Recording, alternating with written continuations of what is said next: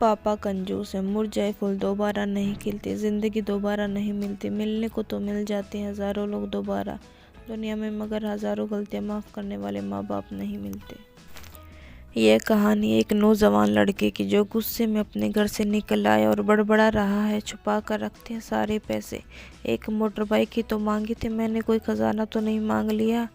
ठीक है, कोई बात नहीं, अगर वो मुझे बाइक नहीं दिलाना चाहते तो मैं तब तक घर नहीं जाऊंगा जब तक वो मुझे नई मोटर बाइक नहीं दिला देते। लड़का यह गुस्से में बड़बड़ाते हुए जा रहा था, तभी पे उसके पैरों में कुछ हुआ। पैर की तरफ देखा, तब उसे रियलाइज़ हुआ कि वो हड़बड़ी में अपने बदले अपने पापा के जूते पहन कर आया। पैरों में क्या चुभ रहा है ये देखना उसे जूते चेक किए तो उसने पाया कि जूते में से एक छोटी सी कील उभर आई है जो बार बार उसे चुभ रही है, घाव बनाने की कोशिश कर रही है।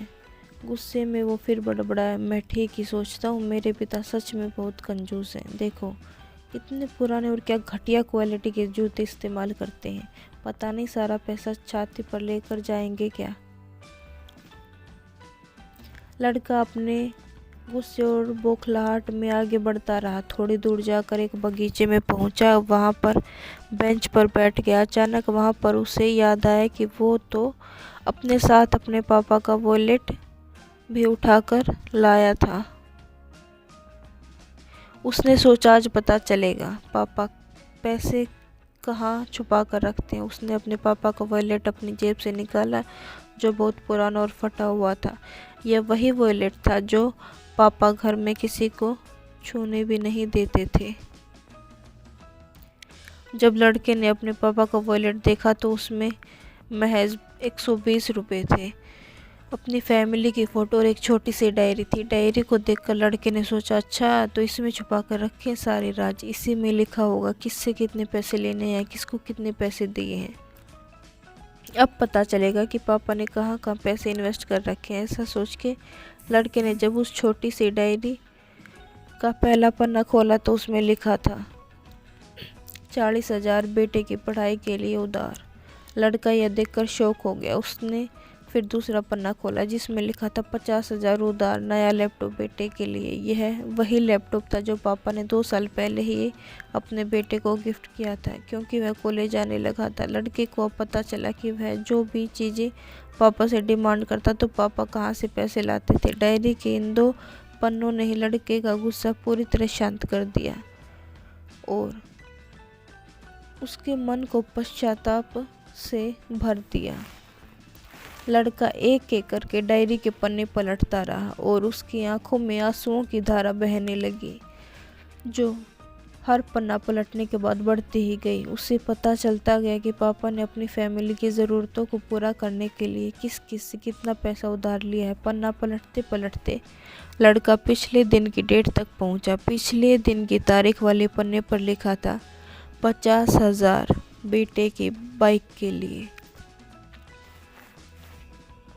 इस पन्ने को पढ़ते ही बेटे को लगने लगा कि वो इस दुनिया का सबसे खराब बेटा है। लड़के ने जब डायरी का आखिरी पन्ना खोला तो उसमें लिखा था अच्छे जूते खरीदने हैं।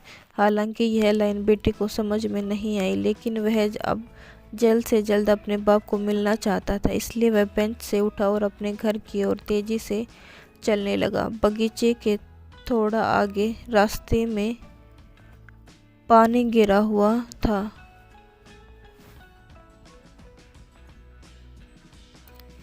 जिस पर चलने के बाद लड़के को अपने पैरों में ठंडक महसूस हुई।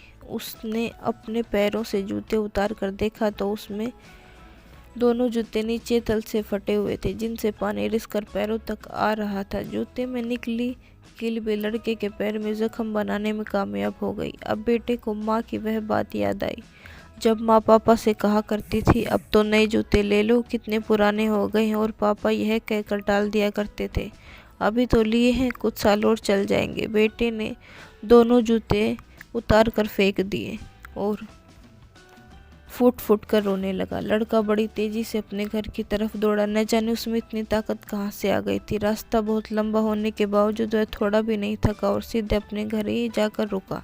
घर जाकर उसे पता चला कि पापा घर नहीं है, मगर उसे पता था कि पापा कहाँ मिलेंगे। वह तुरंत नज़दीक के बाइक डीलर के शोरूम पर गया जहाँ पर उसका बाप उसके लिए नई गाड़ी खरीद रहा था। लड़का दौड़कर अपने बाप के गले लग गया और फूट फूट कर रोने लगा।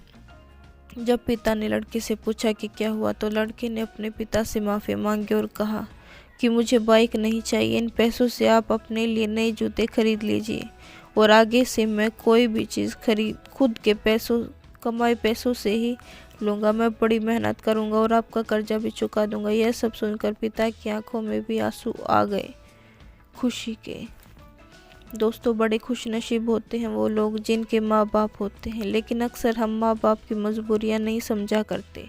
आशा करती हूँ यह कहानी जानने के बाद आप लोग माँ बाप द्वारा इनकार की गई बातों को गहराई से समझने की कोशिश करेंगे।